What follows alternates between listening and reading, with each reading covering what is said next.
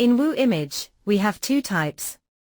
First one is normal image and section 1 is image as background.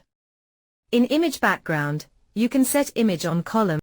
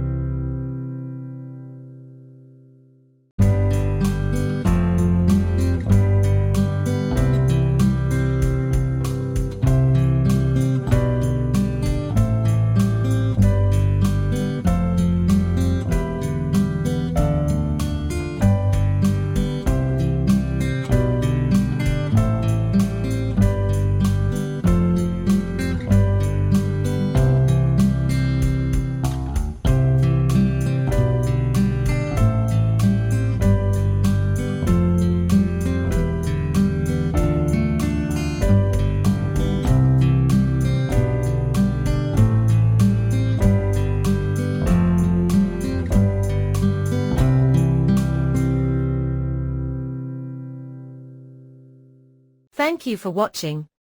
Please like, share and subscribe our channel for more video.